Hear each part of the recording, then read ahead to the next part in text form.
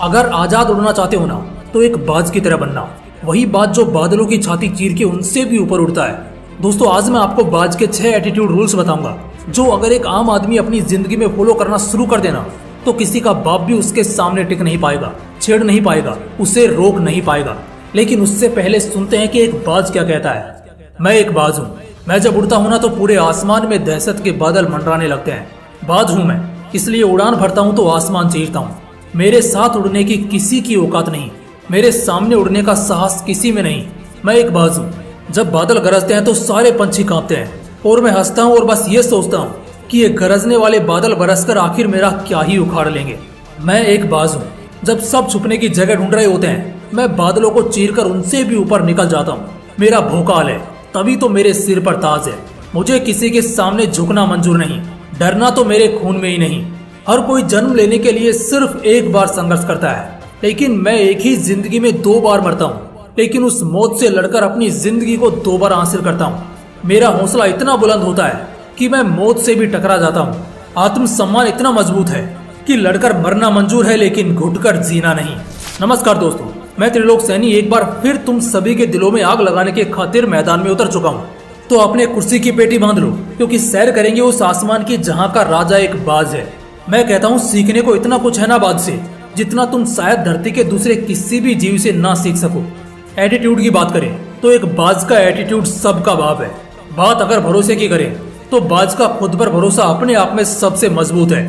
बात अगर ऊंचाइयों की करें या बात अगर जिगर की करें तो एक बाज जंगल का शेर तो नहीं है, लेकिन अपने आसमान का काल है। वो काल जिसके उड़ने मात्र से दूसरे पंछी उसकी परछाई महसूस करके ऐसी जगह छिपते हैं कि जब तक वो चला नहीं जाए वो बाहर नहीं निकलते। खुले आसमान में कुछ ऐसा भोकाल होता है एक बाज का। दोस्तों आज के इस वीडियो में मैं तुम सभी को बताऊंगा एक बाज के 6 एटीट्यूड रूल्स जो अगर एक आम आदमी अपनी जिंदगी में फॉलो करना शुरू कर दे तो किसी का बाप भी उसके सामने टिक नहीं पाएगा, छेड़ नहीं पाएगा, उसे रोक नहीं पाएगा। चलो जानते हैं। Attitude rule number 1, nature of being at peak. एक फितरत होती है बाजों में कि उन्हें शिखर पर रहना है। शिखर पर पहुंचने के लिए चाहे कितनी भी चुनौतियों से उन्हें टकराना पड़ जाए वो टकरा जाते हैं। ऐसी फितरत जिस प्राणी में मिले, चाहे जिस भी इंसान में दिखे, वो सब शिखर पर पहुंचे हैं। बाज भी उन्हीं में से एक होता है। वो चाहता है और उम्मीद रखता है कि उसका इलाका आसमान है और इस खुले आसमान में अगर किसी को हक है सबसे शिखर पर विराजमान होने का तो वो बाज के अलावा कोई भी नहीं है। जब तुम्हें क्लास में दूसरा या तीसरा आना पसंद ही नहीं होगा, चिढ़ होगी तो तुम्हारे सिवाय कोई और टॉप कर ही नहीं पाएगा। लेकिन वो एक अंदर से फितरत झलकनी चाहिए कि सला उड़ना है तो सबसे ऊंचा उड़ना है, और यही फितरत एक बाज में होती है। Rule number 2, they know there standards. कभी बाज को कौवों के झुंड में उड़ते देखा है? ये खास तमाचा उन लोगों पर है जो अकेले रहने से डरते हैं। चाहे कोई साथ रहे या भाड़ में जाए, तुम्हें अपना स्टैंडर्ड मालूम होना चाहिए। बाज अकेला रहता है, खामोश रहता है, लेकिन फिर भी राज करता है और उस आसमान पर उसी की हुकूमत चलती है। वो चाहे दर्द में हो, चुनौतियों से लड़ रहा हो या किसी भी हालत में हो, वो कभी कबूतरों के झुंड को नहीं चुनेगा या उनके साथ नहीं उड़ेगा, क्योंकि वो अपनी औकात जानता है। अगर आज उसने कबूतरों के झुंड को पकड़ लिया तो सारे पंछी कल अपनी औकात भूल जाएंगे और बाज फिर राजा नहीं शायद गुलाम बनकर रह जाएगा, क्योंकि संगत में रहने से उसकी संगति भी वही छोटी उड़ान वाली रह जाएगी और जो बाज पहले आसमान का ताज था वो महज गुलाम बनकर रह जाएगा। बस इसी वजह से एक बाज हमेशा अकेला उड़ता है और सबसे ऊंचा उड़ता है, और यही वजह है कि वो राज करता है। Attitude rule number 3, fighting in blood. एक बाज के ना खून में लड़ना लिखा होता है। ऐसा क्यों बोल रहा हूँ जानते हो? जब एक बाज 40 साल का हो जाता है ना तो फिर उसको अपनी जिंदगी से दोबारा एक जंग लड़नी पड़ती है। उसके पंख इतने ज्यादा भारी हो जाते हैं कि वो अब उनके दबाव के चलते उड़ भी नहीं सकता। उसके नाखून इतने लंबे हो जाते हैं कि वो अब शिकार नहीं कर पाता। उसकी चोंच आगे से इतनी मुड़ जाती है कि वो मांस को चबा नहीं पाता। ऐसी एक नहीं बल्कि कई चुनौतियां आती है एक बाज के पास। उसके पास 2 रास्ते होते हैं। पहला कि वो सब कुछ झेलता रहे और एक दर्दनाक मौत को कबूल कर जाए, या फिर अपने आप को कष्ट दे और सब कुछ नोच कर एक नया जन्म ले और अगले 40 साल सुकून से फिर से पहले की तरह राजा बनकर बिताए। हर बाज वो दूसरा रास्ता अपनाता है, क्योंकि लड़ना उसके खून में होता है। उसके खानदान, पूर्वज सबने यही किया होता है और वो भी वही करता है। वो सबसे पहले अपनी चोंच से अपने सारे पंख उखाड़ लेता है, जिससे बहुत खून निकलता है। वो अपने नाखून को पत्थर पर मार मार कर तोड़ लेता है, जिससे और खून निकलता है। अपने हर अंग को नया करने के लिए वो कष्ट सहता है, लेकिन ये आसान नहीं होता। फिर 6 महीने के अंदर उसे नए पंख, नए नाखून, नई चोंच मिलती है।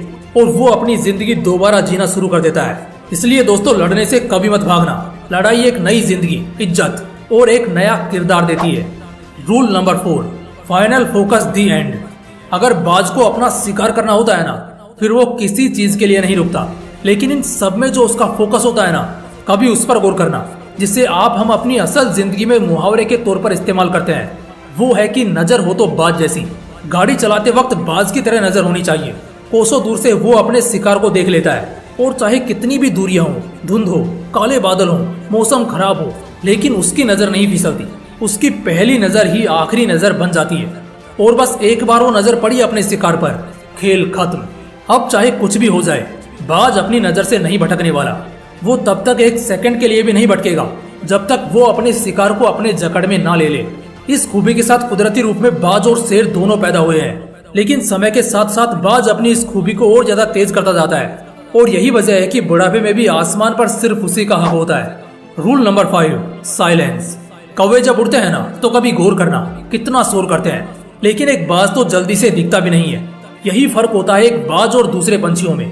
बाज शोर करने में नहीं, बल्कि उड़ान भरने में यकीन रखता है। झुंड के सारे नहीं, बल्कि आसमान को अपने वजह से मशहूर करने की ताकत रखता है। लेकिन इन सब में वो खामोश रहता है। अगर 100 दूसरे पंछियों का एक झुंड भी खड़ा चहचहा रहा होगा ना, तब भी अगर बाज सिर्फ उनके ऊपर से उड़ जाए, तो उस झुंड की ऐसी हालत होगी जैसे उन्हें सांप सूंघ गया हो। अपने लिए इतनी दहशत और इतनी शान सिर्फ वही प्राणी पैदा कर सकता है जो खामोश रहकर सबकी बैंड बजाने की ताकत रखे। सिर्फ भौंकने या बड़ी बड़ी फेंकने से दुनिया तुम्हें नहीं स्वीकारती या अपना राजा नहीं घोषित करती, बल्कि दुनिया को तुम्हारी औकात पता होनी चाहिए कि तुम असलियत में किस हद तक जा सकते हो। और इसके बाद भी तुम्हें खामोश रहना होता है, क्योंकि खामोशी से बड़ी कोई ताकत नहीं। तभी दुनिया सलाम ठोकती है। Attitude rule number 6, the winning mindset. एक बाज के माइंडसेट से सीखने को बहुत कुछ है। तुम खुद ही सोचो ना, जहाँ दूसरे पंछी तकलीफों से बचकर निकलने की कोशिश कर रहे होते हैं, उस वक्त बाज उन्हीं तकलीफों को चीरकर ऊपर जा रहा होता है। जब बादल गरज रहा होता है तो पूरा आसमान कांप रहा होता है, सिवाय बाज के। बाज की मानसिकता ये कहती है कि साला इस ब्रह्मांड में ऐसी कोई चुनौती नहीं जिससे तुम भिड़ ना सको, जिसके सामने तुम जीत ना सको। अगर तुम्हारी मानसिकता नहीं सुधरेगी ना, हमेशा घुट घुट कर जीने के बजाय अपने हिसाब से जीने की, बिंदास जीने की, तब तक तुम्हारी जिंदगी में कुछ भी खास नहीं होगा। हाँ, जब तुम अपना एटीट्यूड बदलते हो, अपनी मानसिकता को बदलते हो, उस वक्त हो सकता है कई बड़े बड़े पहाड़ जैसी चुनौतियां तुम्हारे सामने खड़ी हो जाएं। लेकिन अगर तुम पीछे नहीं हटोगे तो 100% मैं लिख कर देता हूँ, वो चुनौतियां खुद दम तोड़ देंगी, तुम्हारे सामने झुक जाएंगी और तुम उन चुनौतियों को ऊपर से लांघकर आगे निकल जाओगे। इसलिए मानसिकता डरने वाली नहीं, डर को डराने वाली होनी चाहिए। हार जीत अलग बात है, लेकिन हार मान लेना बहुत गलत बात है। और दुख की बात यह है कि आज 80% से भी ज्यादा लोगों की यही डरने वाली मानसिकता है, जिस वजह से उन्हें गुलामी मंजूर हो जाती है, लेकिन अपने हक की लड़ाई नहीं। लेकिन दोस्तों, ऐसे कब तक जी लोगे? गुलाम बनकर 100 साल काटने और रोने से अच्छा है एक बार अपने अंदर उस मानसिकता को लाओ, जिस मानसिकता के साथ बाज एक ही जिंदगी में 2 जन्म जीता है, और फिर पूरी जिंदगी एक बाज की तरह, एक राजा की तरह, एक नवाब की तरह जियो, बिना डरे, बिना हिचके, बिना हारे और बिना झुके। अगर वीडियो पसंद आया, दिल में आग लगी, तो वीडियो को एक लाइक करना और अपने दोस्तों के साथ जरूर शेयर करना। और अगर आपने मोटिवेशनल विंग्स को अभी तक सब्सक्राइब नहीं किया है, तो इसे सब्सक्राइब करके बेल आइकन जरूर दबा लेना। बाकी फिर मिलते हैं इसी तरह के एक और बवाल वीडियो के साथ। जय हिंद, जय श्री कृष्णा।